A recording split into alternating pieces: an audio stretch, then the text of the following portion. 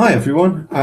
So for a while now, I've been considering doing some sort of dev diary to talk about a project that I'm working on, just as just as a way to sort of talk about the things I'm working on, and kind of keep me hopefully motivated in the project.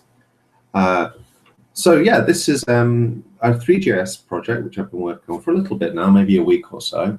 I want to make these kind of usually relatively snappy, so but this one might be a little bit longer than usual as I kind of introduce things which I've already worked on and kind of the concepts which I'm kind of interested in.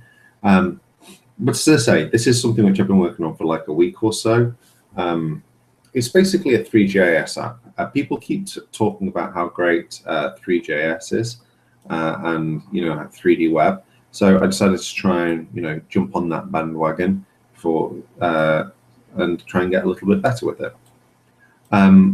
So yeah, I started off with three.js maybe a couple of weeks ago, maybe a month ago. I kind of started, as I'm sure most people do, I built an image cube of some sort.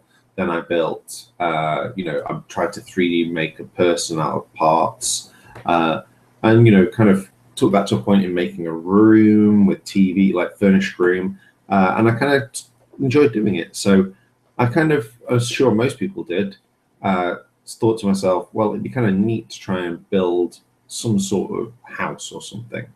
I'm sure that's like literally the first thing everyone always thinks of. But I decided to give that a crack anyway. So this is where I am with it. As I say, it's been a couple of weeks, so I'm a little bit along the path. As I say, this is going to be like, the idea of it is to create some sort of web-based house building or structure building tool, just to kind of get to grips with all the elements of three.js. You can see already I've kind of got like a plane set up, some camera controls. I've got a skybox in the back, which is pretty plain. And I've got some of the features going, which I hope would be useful for building a structure. So let me just sort of show you some of the things we've got. We can build a wall like this. Let's give myself a better view of it. Let's create another wall, another wall, and another wall. I kind of took inspiration from The Sims. I watched a video of how The Sims works with like building walls with a little meter stick. And that's kind of the way this works as well. As you can see, it sort of hovers slightly, is slightly taller than the walls. So when it's within a wall, you can still actually see it. So say you've got walls building. Let's create another one. Let's create another one. I've also got it so that you can destroy walls. And I'll show you ceilings in a second. I kind of want to say like it's been pretty interesting already so far in the whole wall building thing. It kind of took some thought and kind of going back over. As I say, basically it works in blocks of 50. So each segment of the wall is 50 long. And the way this works actually is you build the whole wall as one piece, as like one object. And then when you drop it, it figures out how many segments there should be and actually stores it as individual walls, which then come together to build one. The reason for this is, basically it makes it a little bit more manageable working in pieces. But mainly it's one of the things I found was when you kind of want to destroy the wall, it's like you do want to destroy the whole thing. You kind of want to destroy a piece.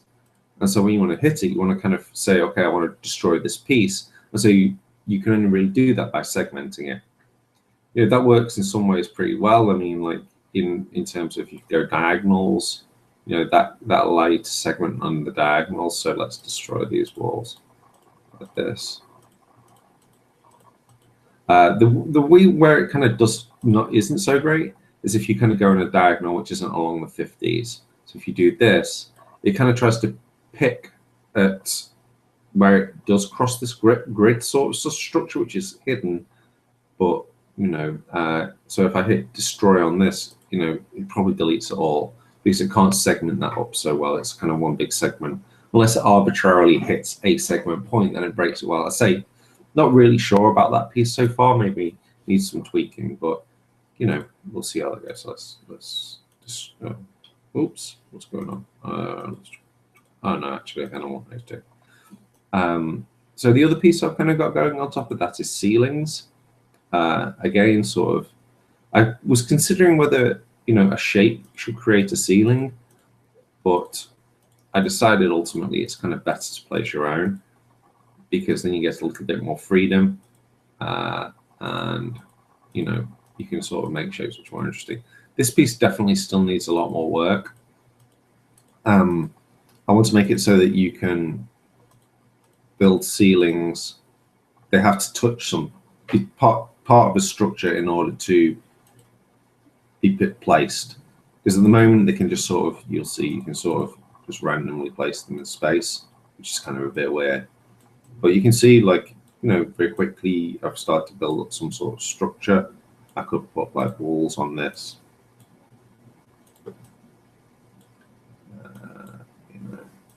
Go like that.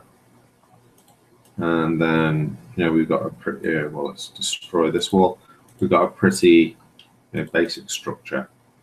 There's still things which, definitely, I think, I definitely think there needs to be a concept of levels. You can't destroy ceilings as well at the moment. So I think at the moment it only works on one level. And the placement of the meter stick is based on where it's touching the screen floor. And I think what needs to actually happen, and I do a similar sort of thing with the ceiling, but it's kind of a bit ropey when it's touching the floor, because if you kind of it doesn't sort of match up well, because the distance between the floor and where the ceiling should be placed. So I think actually what I need to do is, I'd already kind of decided I need to have a concept of levels. And so I think what I need to do is create invisible planes on top of each of the walls, and count that as like the next level to the house, and then place the ceiling based on that, so that you need something which you can project onto. But I think kind of making the ceiling be the next level as a hidden thing, be a way to kind of do that. That makes more sense and probably will make this more accurate. So yeah, going forward, I think the next thing I'm going to try and do is just make these ceilings so they have to touch walls in order to be placed. Make destroy walls, then move on to the making of levels. Ultimate goal for the project, I don't know, I kind of just enjoy building structures at the moment.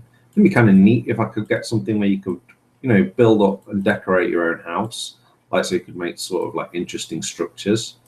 I kind of enjoyed doing that when I was playing Terraria in the past, so maybe that's something older people enjoy as well. I also considered like maybe I could build up some sort of buildings and then have some sort of strategy RPG which you could build on top of it, like like Gang Wars or something. I don't know. I just kind of always like the idea of having some sort of strategy RPG, building some sort of strategy RPG. So maybe I'll do that. But as at the moment, I'm just sort of enjoying working with three.js. So that's it, really. If you watch this, thanks for listening. Give me your time. I'll create one soon, and hopefully they'll be a bit shorter in the future. Okay, thanks. Bye.